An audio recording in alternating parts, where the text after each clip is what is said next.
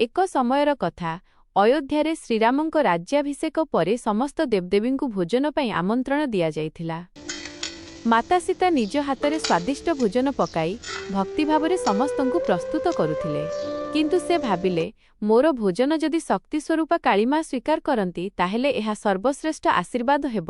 ସୀତା ମା ଭକ୍ତି ସହ କାଳୀମାଙ୍କୁ ସ୍ମରଣ କଲେ। ହଠାତ୍ ଆକାଶରେ ଗର୍ଜନ ଶବ୍ଦ ହେଲା ଏବଂ ଶକ୍ତିଶାଳୀ ଆଲୋକ ମଧ୍ୟରୁ କାଳୀମା ପ୍ରକଟ ହେଲେ। ତାଙ୍କ ରୂପ ଦେଖି ସମସ୍ତେ ଆଶ୍ଚର୍ଯ୍ୟ ଓ ଭୟଭୀତ ହେଲେ। କିନ୍ତୁ ସୀତା ମା ଶାନ୍ତ ଭାବରେ ନମସ୍କାର କରି ଭୋଜନ ପ୍ରଦାନ କଲେ। କାଳୀମା ସୀତାଙ୍କ ଭକ୍ତି ଓ ପବିତ୍ର ହୃଦୟ ଦେଖି ଖୁସି ହେଲେ। ସେ କହିଲେ, ହେ ସୀତା, ତୁମେ ନିଜେ ଆଦିଶକ୍ତିର ରୂପ। ତୁମ ହାତର ଭୋଜନ ପବିତ୍ର ଓ ଦିବ୍ୟ। ଏହା କହି ସେ ସୀତାଙ୍କ ଭୋଜନ ସ୍ୱୀକାର କଲେ।